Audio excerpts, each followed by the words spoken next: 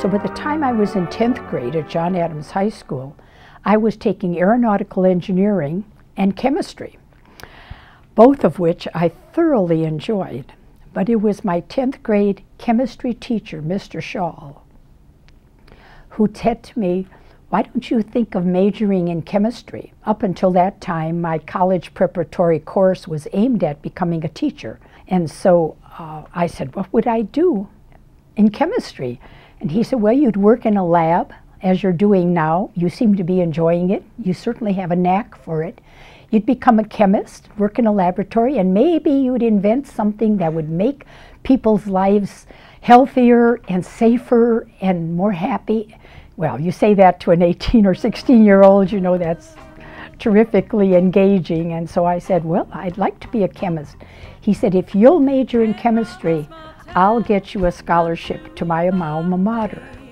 And it turns out his alma mater was Ohio University. And so, but it didn't take me long to love the green hills of Athens. To my soul that place was kind. Oh, I miss the great land. Surprisingly enough, when I came to Ohio University, that was the farthest I had ever been outside of Cleveland, Ohio. There's nothing like the fall, or the winter, or the spring there.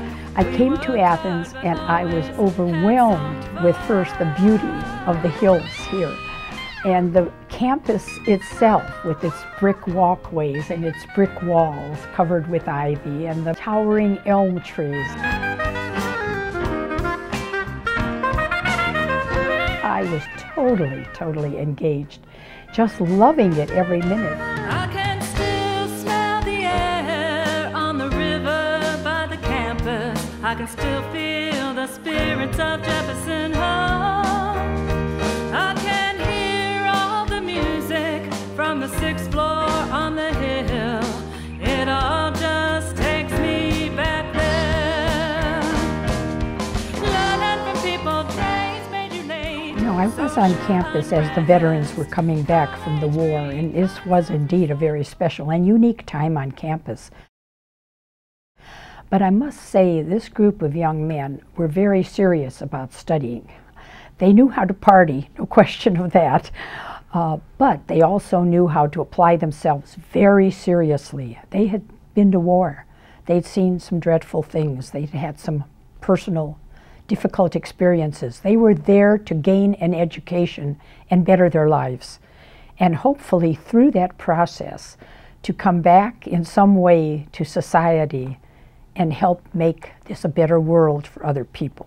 And that's kind of, I believe, why the philanthropy movement in Ohio and in the whole country, that's where it got its start and why it is so strong a movement today.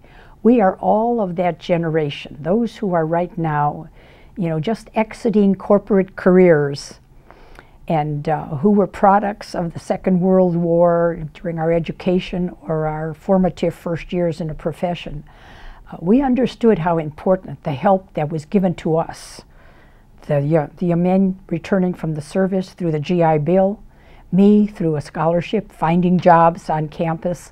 This was incredibly important for us to change our whole lives.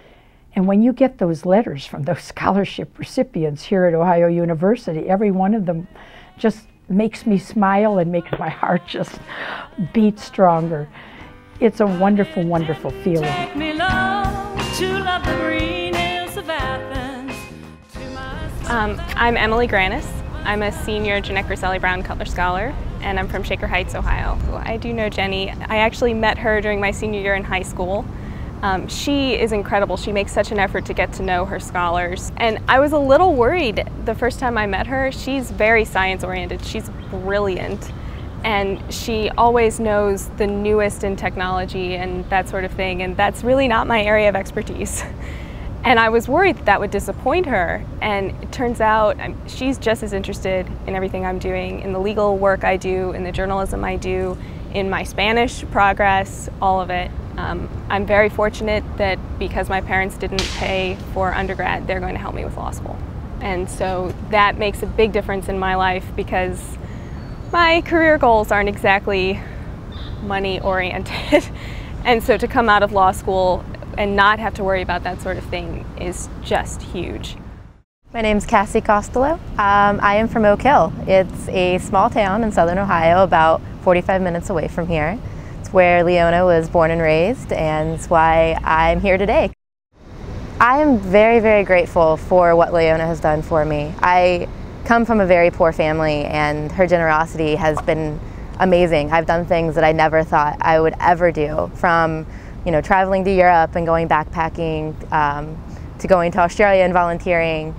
And my mom constantly tells me that she's so proud of me, and she doesn't know how I have the courage to do these things, and it's because of Leona, because I saw what this little woman from my small little town did with her life, and I am inspired to do great things as well.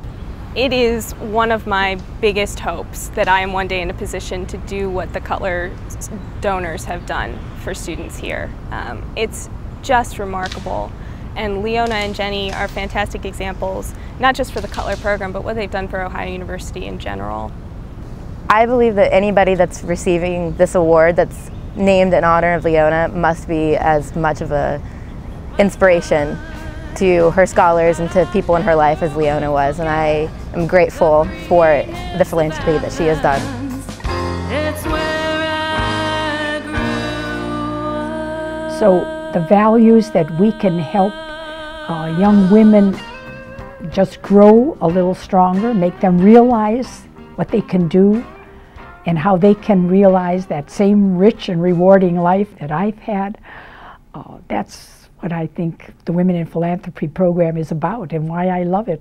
I'm so honored to be following in the kind of footsteps I am of Leona Hughes, of course, and Jody Phillips. In my mind, I love Winston Churchill saying, you make a living by what you get, but you make a life by what you give. And to me, that says it all.